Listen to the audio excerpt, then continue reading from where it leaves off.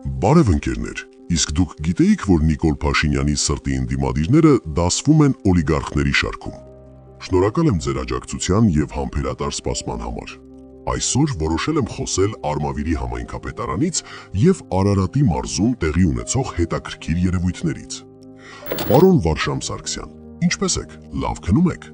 Պարոն համայնքապետ, ձեր շրջապատում կան մարդիկ, ովքեր ձեր մասին խոսում են հիացմունքով, իբրև դուք արդար, ազնիվ եւ թալանի հետ որևէ աղերս չունեցող անձ եք։ Խնդրում եմ ինձ եւ հանրությանը պարզաբանեք։ Եթե մի պահ պատկերացնենք, որ դա այդպես է, ապա ինչպես է ստացվել, որ օգնական եք նշանակել Արմեն Աբգարյանին, ով երկար տարիներ եղել է համայնքի գլխավոր ճարտարապետը։ Գիտեք, պարոն Վարշամ Սարգսյան, Արմավիրում ասում են, որ երկար տարիներ այդ անձը թալանել է, համայնքի սեփականություն հանդիսացող հողերը վաճառել է, ստանալով միլիոնավոր դրամների եկամուտ։ Իսկ դուք չեք լսել նման բան։ Ընկերներ, Արմավիրում խոսում են, որ երկար տարիներ համայնքի ճարտարապետը անխնա կաշառք է վերցրել համայնքի բնակիչներից, շին թույլտվությունների դիմաց, տարածքների վաճառքի դիմաց։ Իսկ նախկին վարկային մասնագետ համայնքապետը կարծես աչք է փակում իր համայնքում տեղի ունեցողների վրա։ Դավիթ Խուդակյան, դուք ինչպե՞ս եք։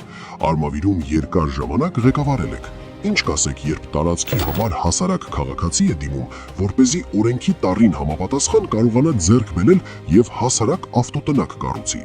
Բայց ասում են, որ քո հետնորդները այդքան էլ օրինապահ չեն։ Հերիք չէ մարդուն ստել են, մի հատ էլ ըստ խոսակցությունների գումարի դիմաց այլ անձի են տվել այդ հողակտորը։ Բա ամոթ չէ, պարոն Խուդակյան։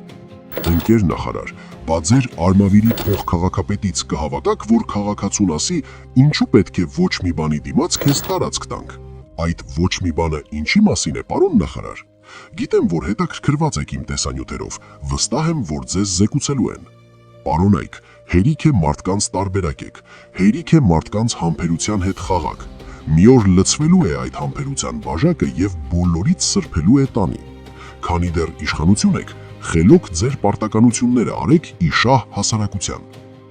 Ընկերներ, հիմա էլ փոքրիկ զրույց եմ ուզում ունենալ Արամ Սարգսյանի մասին։ Այո, այն նույն Արամ Սարգսյանի մասին, ով առիթը բաց չի թողնում խոսելու թալանից, օլիգարխիից։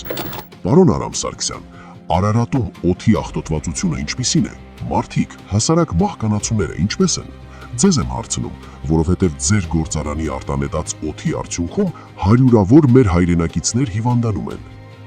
Ընկեր Զավենիչ, կասեք խնդրեմ, ինչպես եք ձեռք բերել ձեր գործարանը։ Ովքեր են ձեր հետ փայատեր։ Եթե չեք հիշի, հաջորդիվ ես կասեմ։ Խնդրում եմ կասեք Արարատում, ձեր ծննդավայրում, ինչու ձեզ այդքան էլ չեն սիրում։ Արարատում ում ձեր մասին եմ հարցնում, կներեք մեջբերման համար, բայց հայհոյում են, չէ որ դուք հեռուստաէկրաններից այլ տպավորություն եք թողնում, հայրենասեր, հասարակ, խելացի, բայց կարծես իրականությունը այլ մի մեջ է։ Պարոն Արամ Սարգսյան, Արարատում այն բուժիչ ջուրը, որ մարդիկ գնում անվճար լողանում էին, մաքրվում ձեր ու ձեր նման շատերի գործարանների արտանետած կեղտից, ինչպես դարձավ ձեր սիրելի կուսակցի սեփականություն։ Ասլան, այ Ասլան, քո մատը խառն է, թե դու միայն ասֆալտի որակի ու քո աշխատակիցներին սպանության վրա ես աշխատում։ Ընկերներ,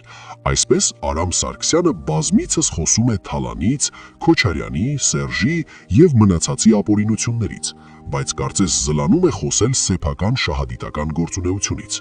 Հիմա ինչ կխոսեմ, վստահ եմ անգամ շատ այսպես ասած լրատվամիջոցներ էլ չեն խոսելու, չէ որ իրենք դրա համար գումար չեն ստացել, որ խոսեն։ Արամ Սարգսյանի կուսակցիցը Ելենա Ասիրյանը